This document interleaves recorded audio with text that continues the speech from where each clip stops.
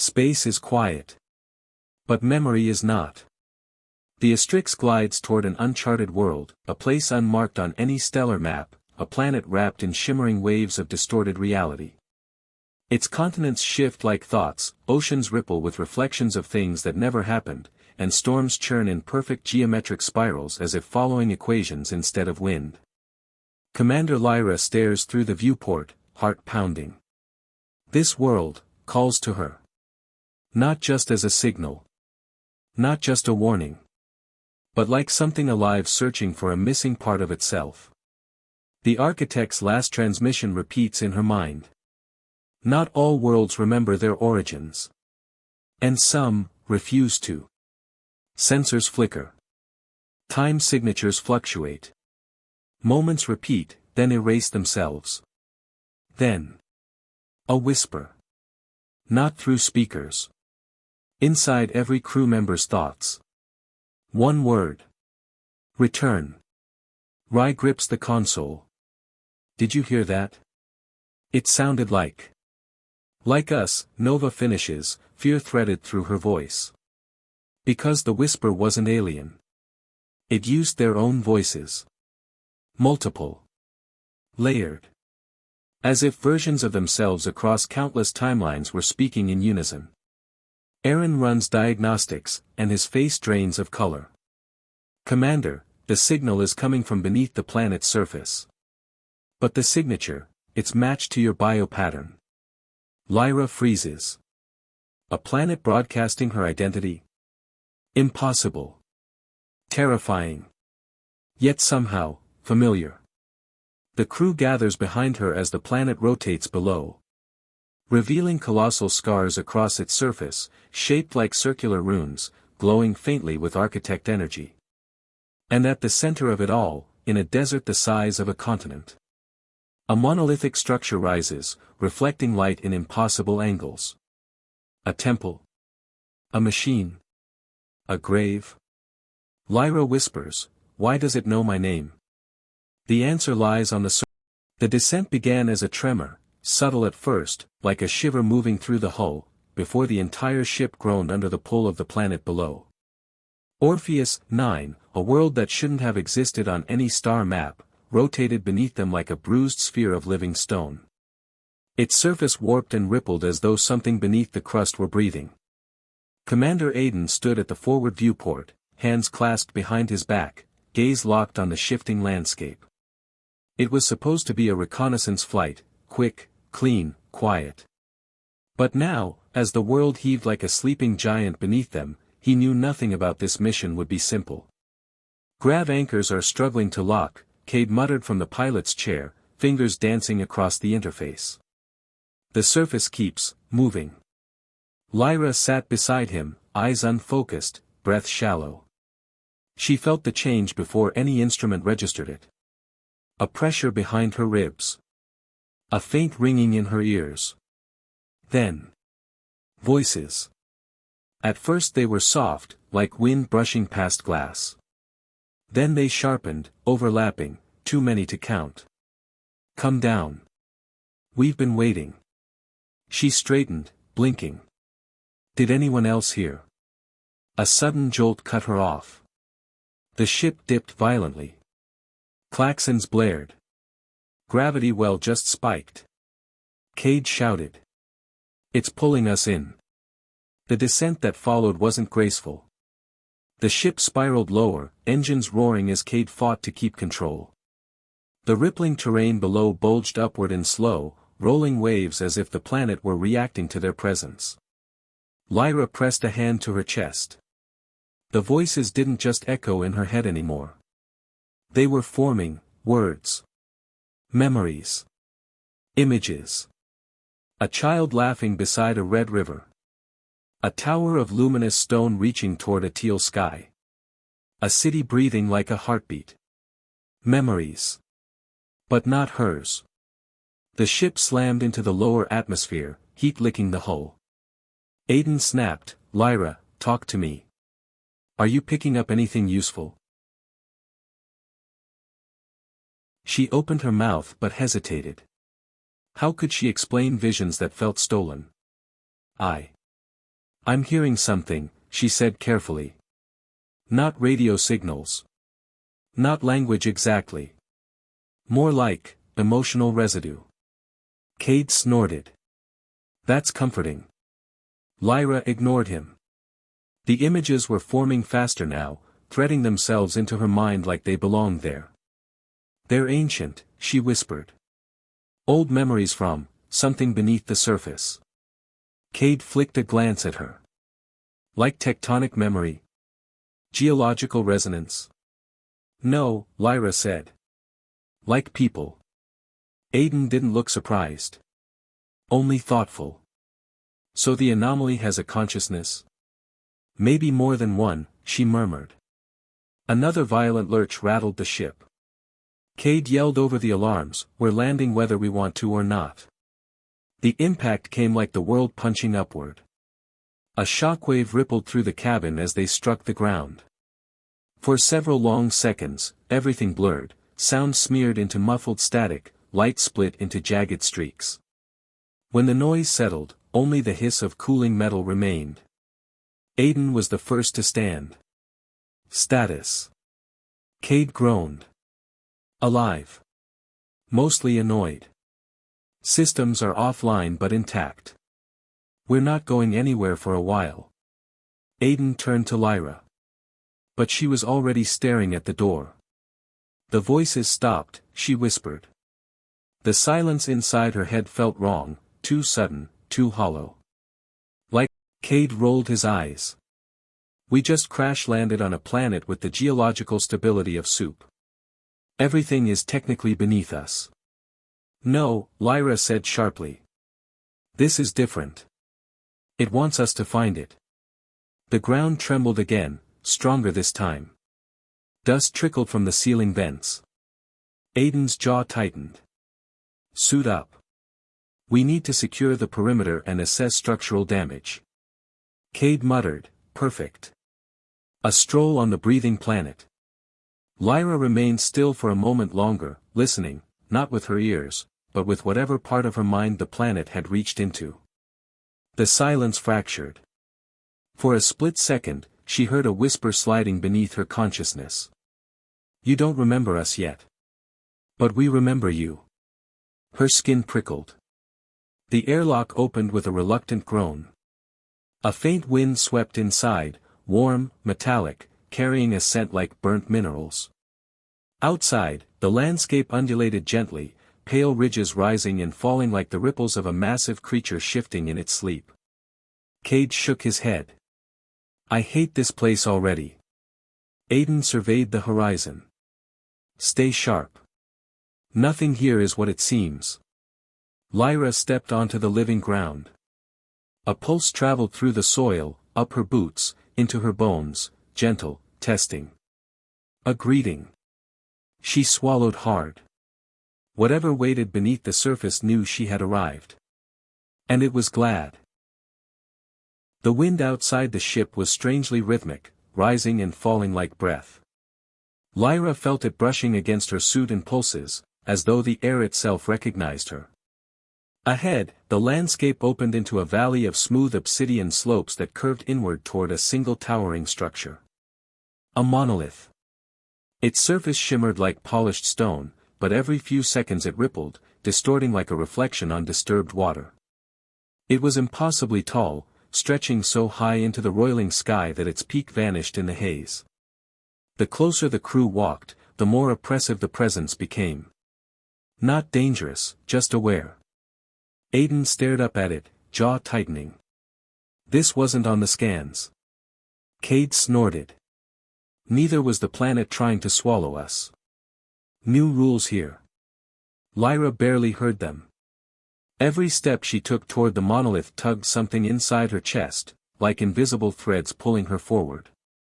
As they reached the base, the ground flattened into a perfect circle, smoother than glass. At its center stood an entrance, a narrow archway shaped like an eye, carved so precisely it felt grown rather than built. A faint hum radiated from it. Aiden raised a hand. We stick together. No one goes near it alone. Before he could finish, the archway flared. A flood of pale blue symbols erupted across the surface, spiraling outward in intricate patterns that danced like living script. Cade froze. Did we do that? Aiden looked to Lyra. But she already knew the answer. The symbols pulsed in time with her heartbeat. I think it's reacting to me, she whispered. Why? Cade asked. I don't know. She stepped closer, drawn by instinct more than reason.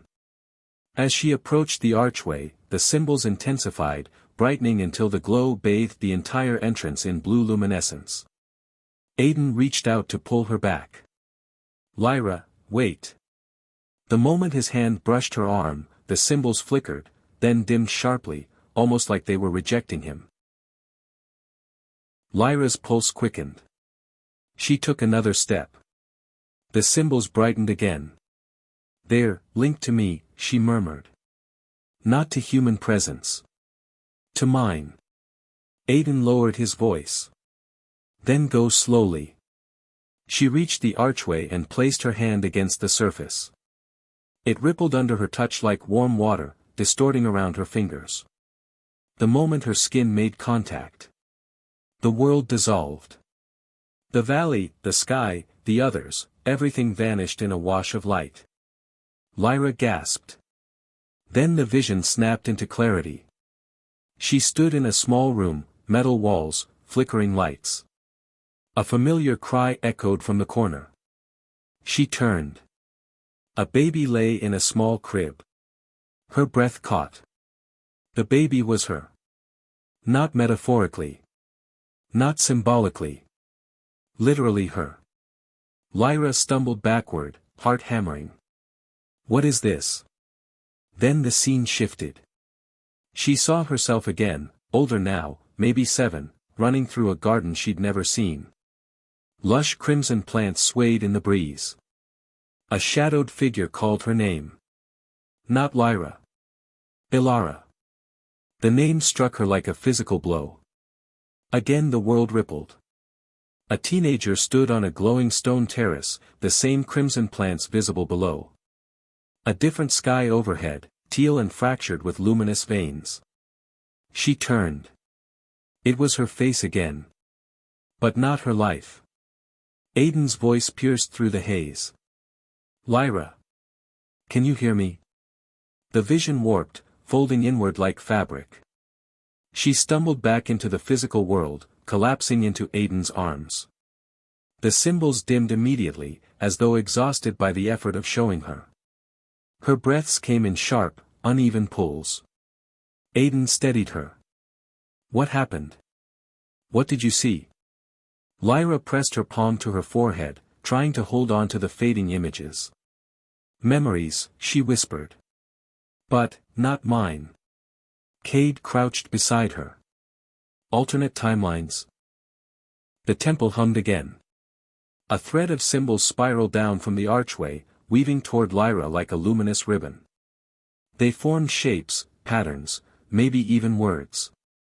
I think it's showing me what I've forgotten. Aiden stood and faced the entrance. This structure isn't random. It was built for someone. Cade muttered, yeah. And apparently that someone is standing right here. Lyra rose unsteadily, still shaken. She stepped closer to the arch again, this time slower, more deliberate. The symbols responded immediately, glowing brighter, spreading across the monolith's entire lower half. She reached out but didn't touch it. Instead she whispered, why me? The symbols shimmered. A single word formed at eye level. The sky ruptured without warning. One moment the crew stood beneath the looming monolith, the symbols pulsing gently like a creature waking from sleep. The next, a violent shudder tore through the valley. The air thickened, bending light until the world smeared around them like wet paint dragged across a canvas.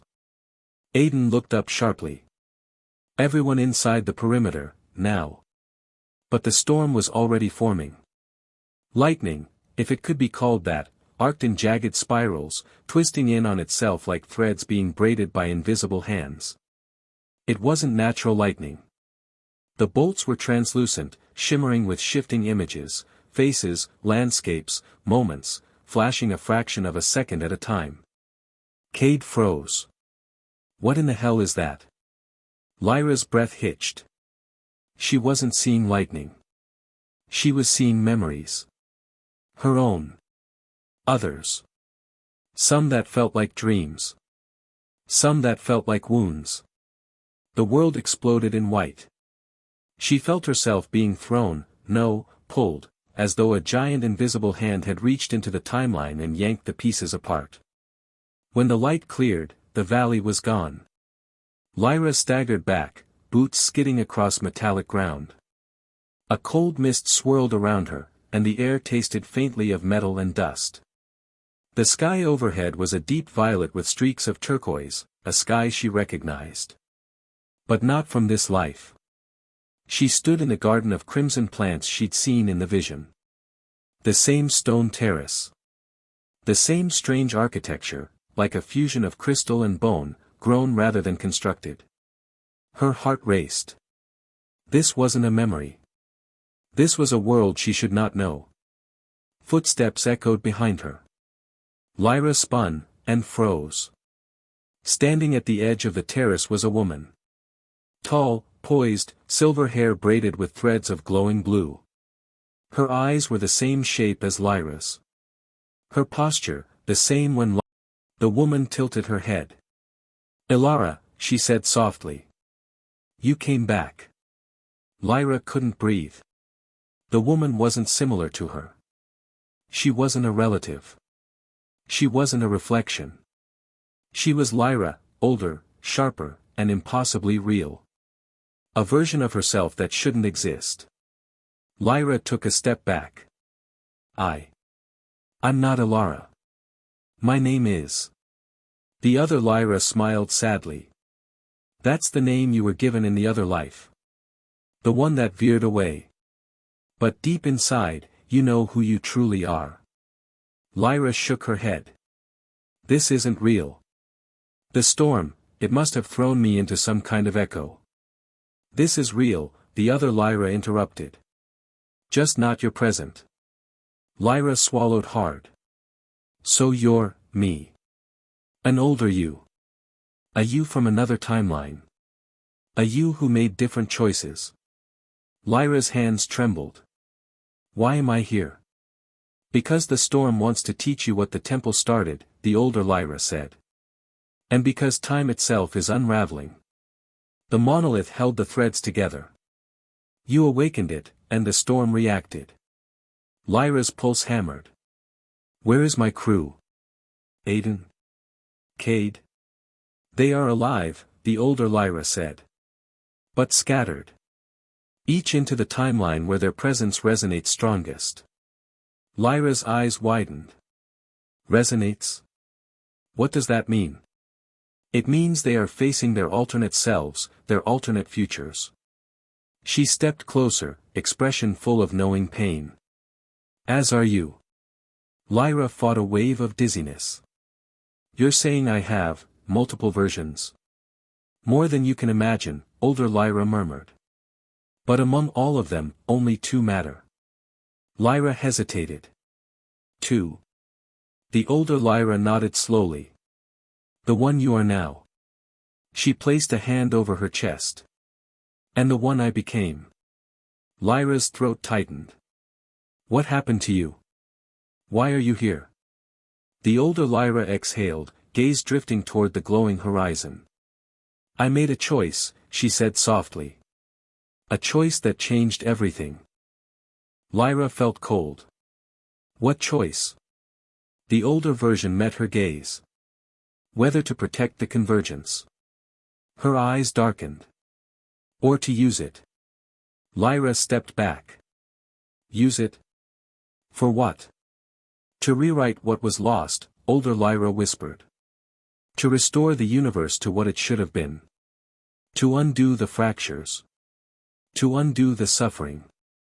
Lyra's breath caught. You're talking about altering time.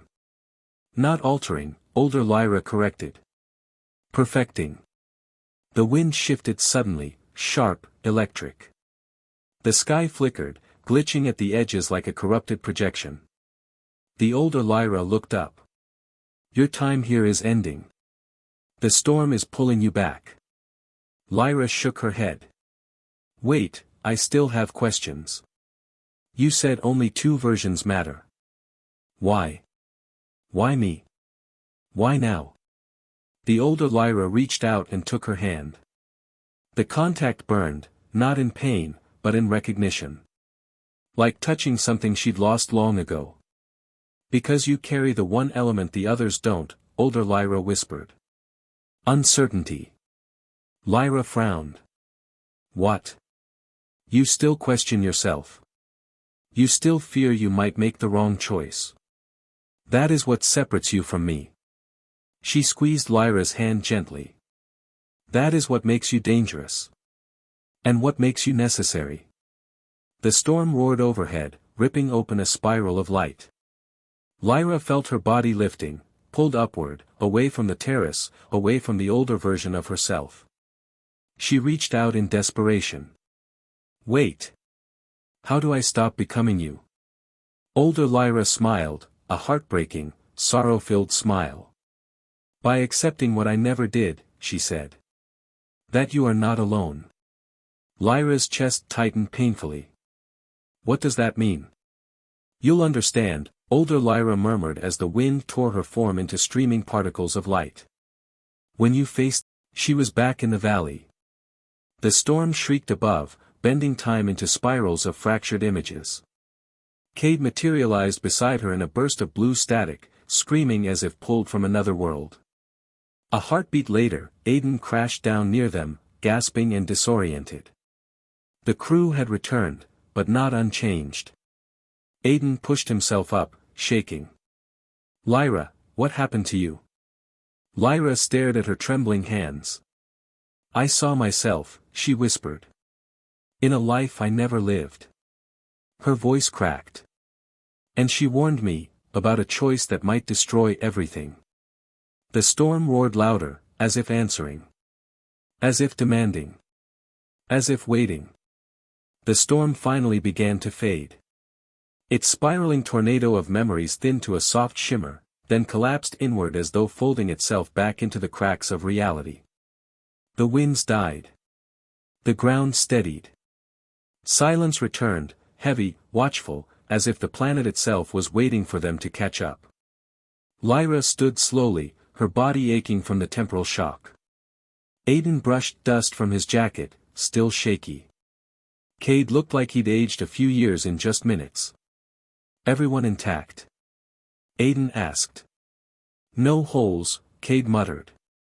Just, too many versions of myself arguing in my head. Lyra didn't respond. Her thoughts were still in that impossible terrace, with the older version of herself, Ilara.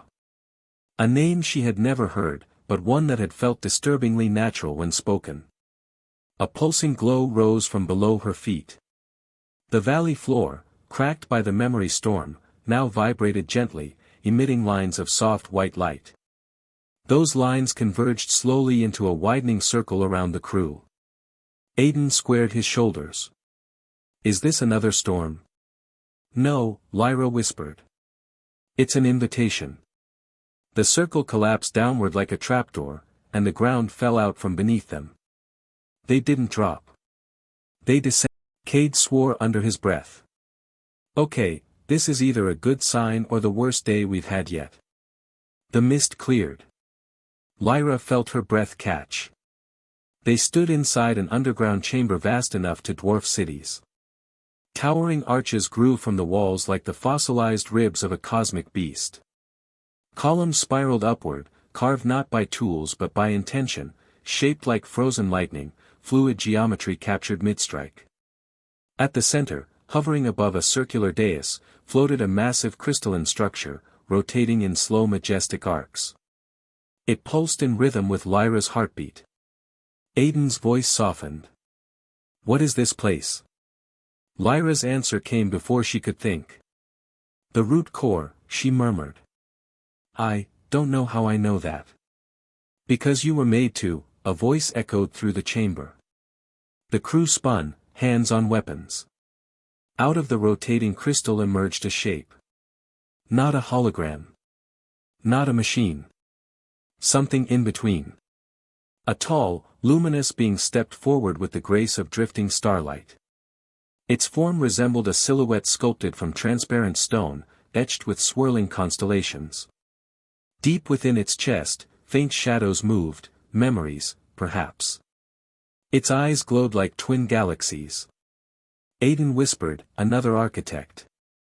But this one felt different. Older. Worn by time. Almost fractured. Lyra felt a strange pressure behind her eyes, like the faint ache from waking up after a forgotten dream. The being bowed its head slightly. "I am the forgotten architect," it said. "The last of the root shapers. And you, Lyra Vale, have come home." Lyra's breath caught. "I'm not from here." The architect stepped closer. Its presence softened the air around it, like gravity surrendering.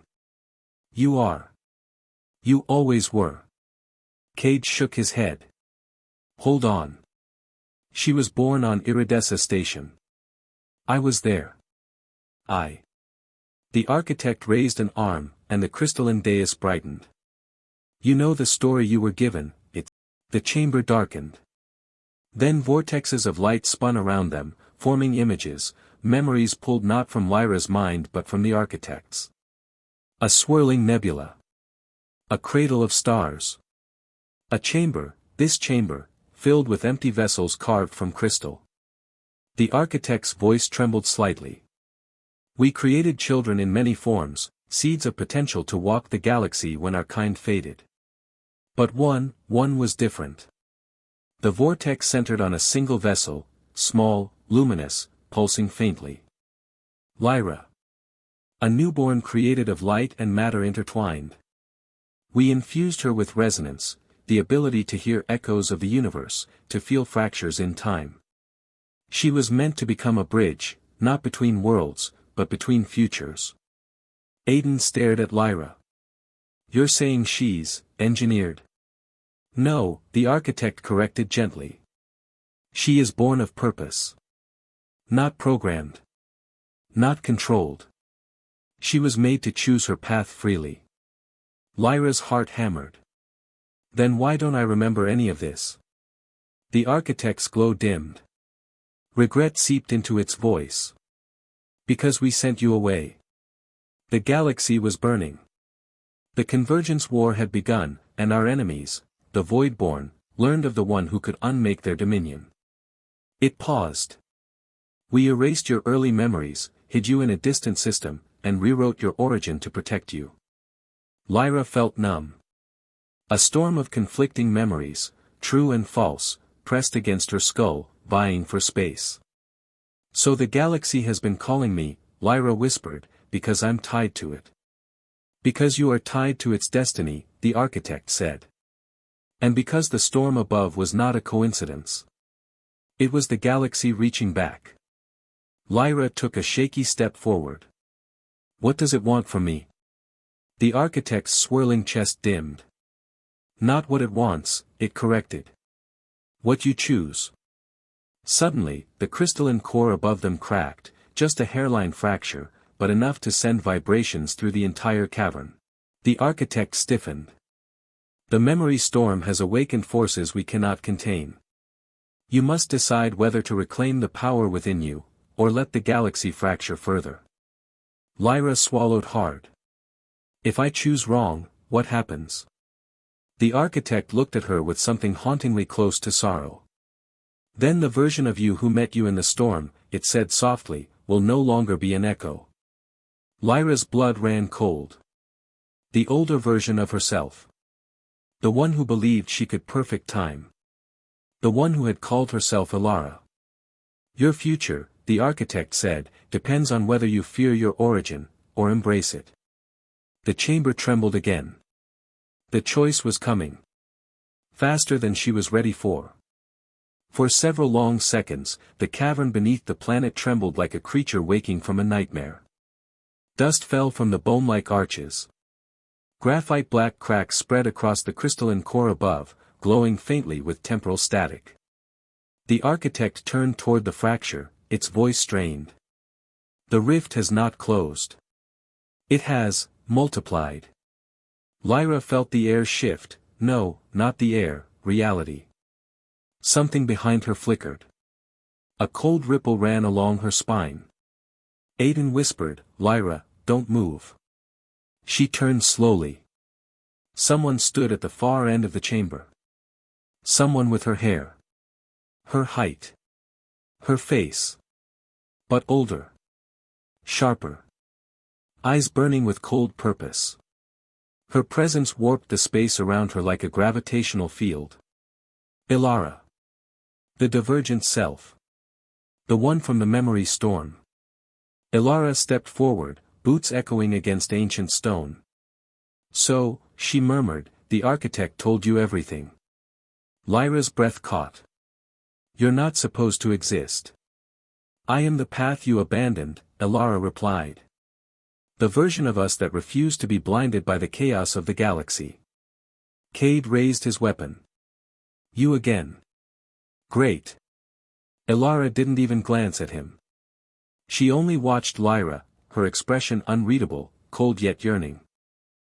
"I didn't come to fight you," Lyra said. "I came because the rift is collapsing. Only one of us can walk out of this timeline." Aiden swore under his breath. "Meaning?" The architect answered for her. "Two diverging selves cannot coexist once the storm stabilizes. The convergence must be anchored by a single identity."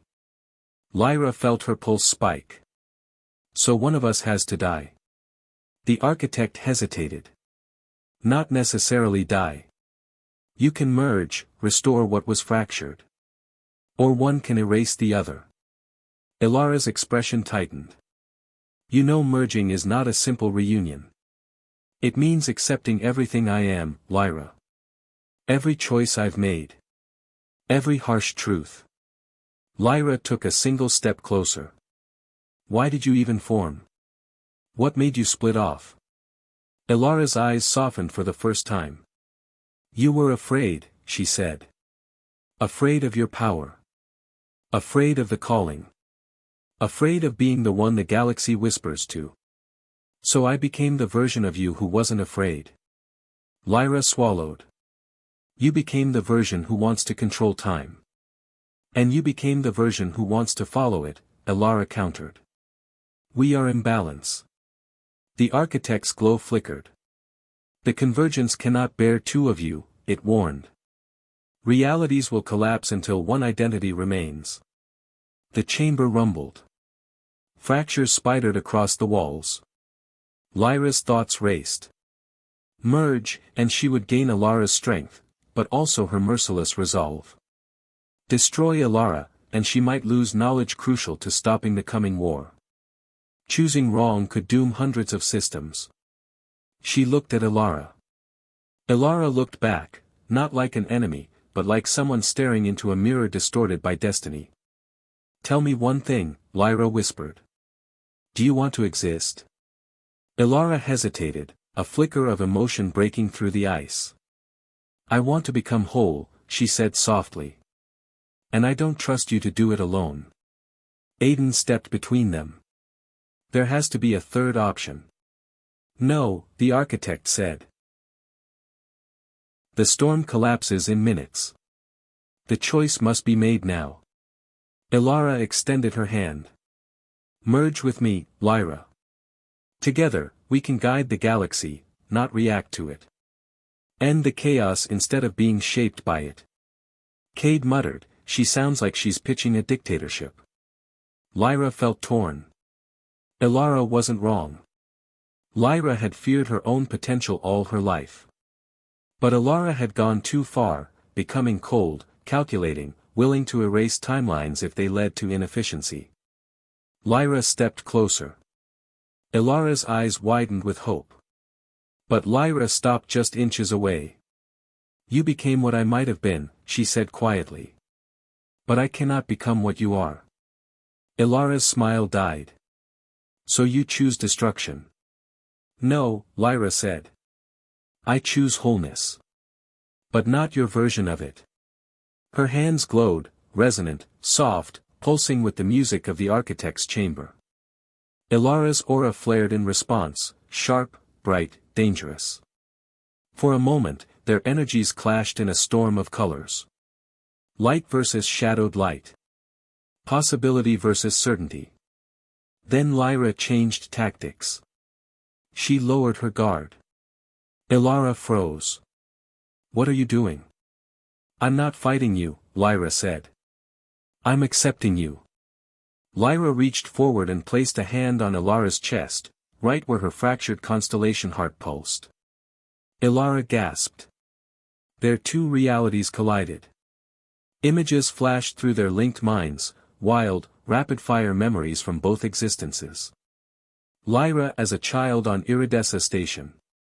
Lyra rewriting micro-timelines inside the rift. Lyra staring at the stars with wonder. Lyra bending them with calculation. Two lives. Two philosophies. Two selves. They converged. Lyra whispered, "I don't want to disappear." "You won't," Lyra murmured. "You'll become part of the whole." In a burst of gentle radiance, not violent, not destructive, Ilara's form dissolved into threads of shimmering light and spiraled into Lyra's chest. Lyra staggered. Lyra opened her eyes. Both warmth and intensity shone there, Lyra's compassion blended with Ilara's clarity. "I am us," she said softly. The architect bowed its head. The convergence has chosen its anchor. But the chamber shook harder, this time with an energy not from the rift. A new presence. A new call. Something awakening deeper within the planet. Lyra steadied herself, breathing new strength she had never felt before. "We're not done yet," she said. Something else is waking. The surface of the shifting world no longer looked like a planet at all, more like a living tapestry of memory, constantly rearranging itself with each breath of cosmic wind. Colors shimmered across the horizon in impossible gradients, like the reflections of a million timelines blending into one. The ground pulsed beneath the crew's boots, reacting to their presence with a soft glow that felt almost aware. Lyra stood at the forefront, but something about her felt unmistakably different. A quiet gravity surrounded her, subtle yet unmistakable, as if the planet itself recognized whatever she had become after confronting her divergent self. The others kept their distance at first. Cade approached slowly. "You're sure it's safe?" he asked, scanning the terrain as shifting images rippled under their feet, faces, places, memories, none belonging to them. Lyra knelt, touching the ground. "Safe?" "No," she murmured. "But it knows we're here. And it's listening. Listening." The word felt strange when applied to a planet. But the landscape responded, waves of luminescent patterns spiraling outward, forming concentric rings that stretched to the horizon. The surface vibrated with a low hum, resonating with Lyra's pulse. Talia swallowed. This place wasn't just built to store memories, was it? Lyra shook her head gently. "No. It is a memory. The whole planet." As if in confirmation, the space before them shimmered, and a figure materialized. Not flesh and blood, but a projection of light and dust shaped into the form of an elderly woman. Her features flickered, shifting through ages and expressions. Cade raised his weapon instinctively. "Is that a recording?" Lyra said quickly, lifting a hand. "Not a threat." The projection spoke in a gentle language none of them had heard, yet Lyra understood every word. The translation unfurled in her mind like a memory she had lived. "We are the echo-bearers. Our world remembers all who touched the stars. When a mind fades, we preserve its truth.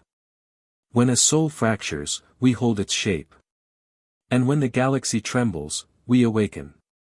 The vision dissolved, scattering into shimmering dust that drifted upward like fireflies. Lyra exhaled shakily. This planet remembers everyone who ever reached for the stars. Every life. Every choice. Talia took a step back. That's impossible. No, Lyra whispered. It's why the convergence is tied to me. Because somewhere, in the forgotten layers of time, someone like me helped build it.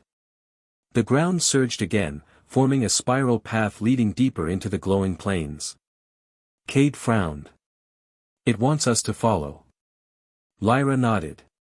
It wants to show us what the galaxy forgot.